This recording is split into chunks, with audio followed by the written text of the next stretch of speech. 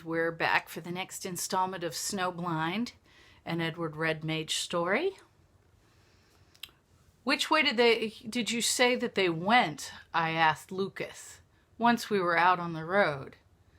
West, up the mountain. Look, you can see their tracks. He pointed at 2 sets of footprints following the curve of the road.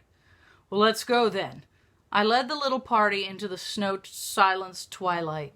Each of us, the 2 boys, Cobbler, and myself, carried a torch made of a split piece of firewood and scraps of a tablecloth.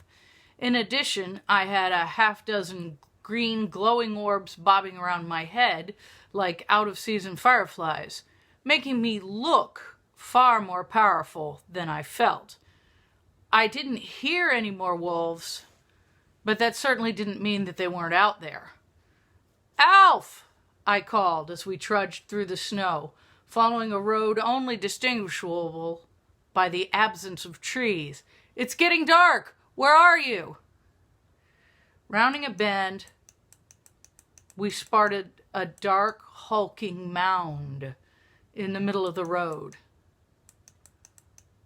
It moved. The mound resolved itself in the flickering light of our torches into a cluster of hairy creatures. They were tearing at a motionless mass with sickening sounds, rending, growling, snapping, and gulping. One of the beasts raised its head. It was a huge, shaggy black wolf, its head scarred and disfigured, its muzzle smeared with blood. One cruel eye caught mine. It barked once and bounded away into the woods. The remaining wolves paused, torn between escaping and feeding. I leapt forward shouting and flung my torch at the nearest one. The wolf fell head over paws, scrambling away from the flame, but got to his feet and fled, yelping. The others followed him into the darkness. I gestured and sent my orb lights forward. We approached the place the wolves had been and saw what they had left behind to stain the snow crimson. You said they wouldn't attack, said James, staring at the half-eaten corpses. You said they wouldn't attack, wizard, he repeated, his voice rising in panic. You said they wouldn't attack. He turned as if to grab me. I slapped him. So I was wrong, I shouted back. I'm not a damn prophet.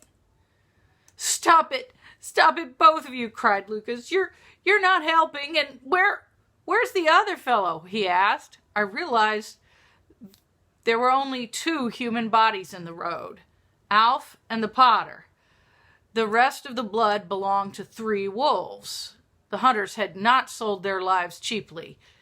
Yes, where's Peddler? You boys said he went off by himself. Let's hope he wasn't anywhere near here. We carried the remains of our comrades back to the inn, wrapped in their cloaks. Lucas and I taking Alf and Cobbler and James, once he'd stopped crying, taking Potter.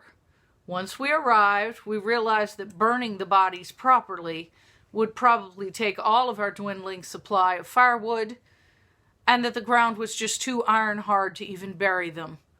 So we laid them in a snowdrift just outside the front door. It certainly wasn't what the saints required, but it was at least too cold for them to rot. We didn't even need to say anything as we came in. Our faces and the dark stains on our cloaks told Charlie and the women what had happened. It no longer mattered that the peas were running low. No one could bear to eat. We just huddled around the fire while Mother Alice murmured prayers for our departed companions. The rest of us were too miserable to tell her to shut up. With a blast of wind and snow, the indoors flew open. For a heart-stopping second, I thought a wolf was leaping through the doorway. Then a voice rang out above our cries of alarm. Well, here's one son of a bitch who won't bother us again. It was Forrest Peddler. He threw a dead wolf at our feet. His clothes were torn and blood-smeared. Where the hell have you been? I demanded. Hunting, he replied simply and moved close to the fire. With what? Your table knife? The bloody carcass he'd dropped was hacked and torn. Bastard jumped me, didn't it? Peddler said, staring into the fire. Had to fight it off. I looked more closely. The wolf's graying muzzle proclaimed it an older creature, though it must have still been of great size and strength while living.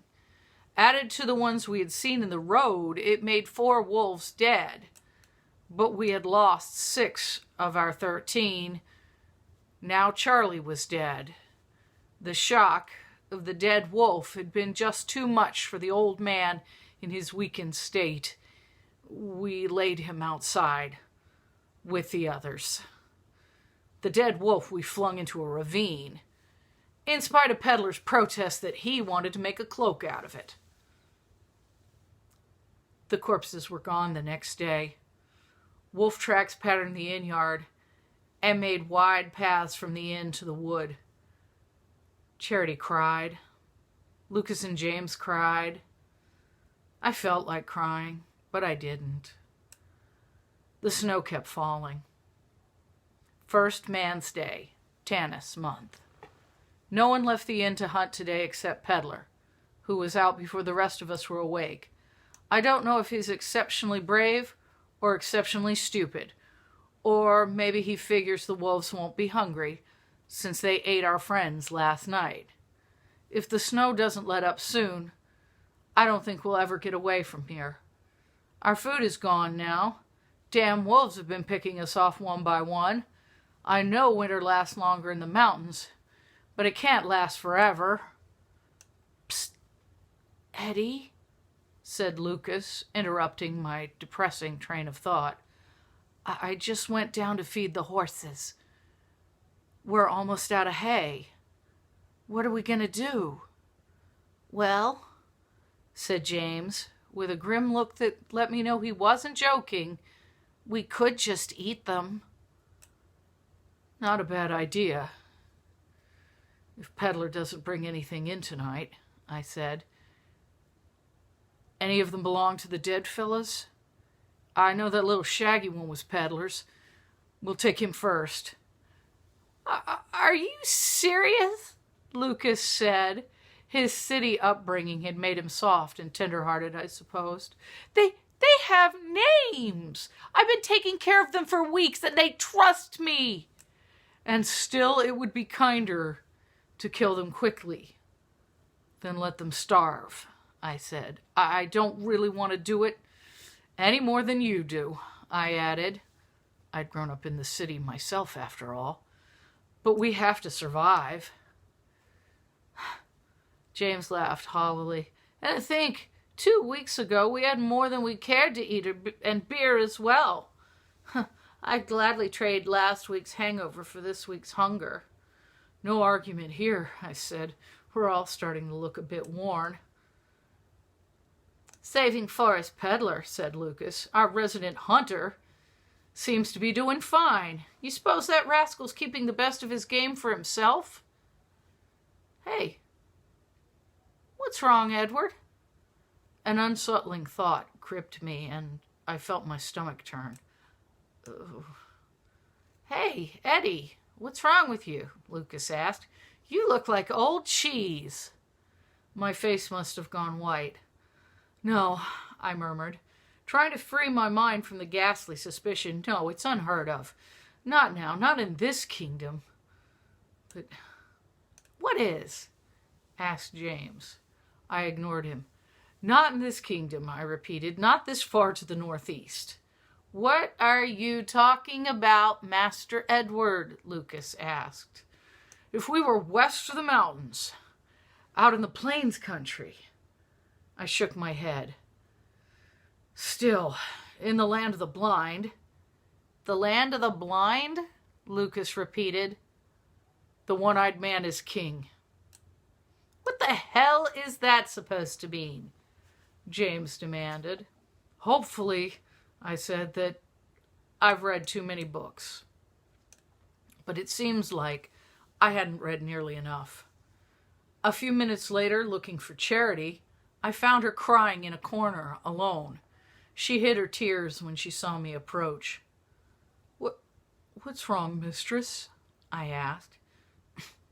You mean besides the obvious? She snapped. We're all going to die here, and there won't be anything left but that wretched book of yours to even let folk know we were alive. I'm sorry, I said stupidly. Not your fault, Charity said, sniffling. She patted the empty space on the bench next to her, and I sat down near her. I shouldn't have taken up with peddlers, she said. I should have taken up with you. She rubbed her red-rimmed eyes. Money or no money, at least you aren't a bloody thief. Maybe a murderer to boot. What do you mean?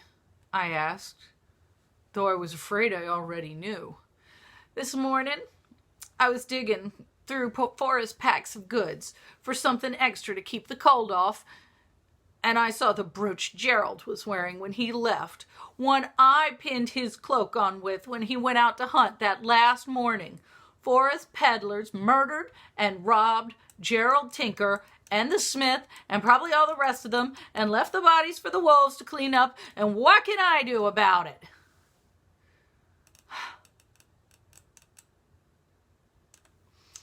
You fine fellas. With a sweeping gesture, she indicated all the surviving travelers. You fellas can take him on. Hang him from the rafters, see if I care. Won't help Gerald a damn bit. By now she was shouting, and everyone else had come over to listen and stare at us. This is a grievous thing to charge a soul with, said Mother Alice, frowning.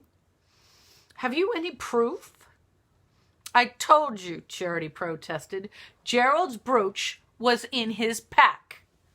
Before Mother Alice and I could stop them, Lucas, James, and Cobbler began rummaging through peddlers' things, throwing trade goods, trinkets, and clothing across the floor. With a cry of triumph, Charity pounced on a glittering object. See, she said, holding up a gaudy enameled brooch. Here it is. Are you sure it's the same one you gave him? I asked. Of course, she said. Don't you think I don't know my own jewels? Lucas was still pawing through the peddler's things. Eddie, he called, with an odd catch in his throat. Come and see this. He held a tarnished disc of silver in his hand. I recognized it instantly because I wore one beneath my own shirt. It's Alf St. Deborah medallion, said Lucas. He took it from his body. Lots of people wear a Deborah, I said. She's not just the patron saint of weavers, she also... But the ribbon, he protested. I couldn't deny it. The band of brightly woven threads was the work of my mother, her gift to the journeyman when he'd completed his apprenticeship.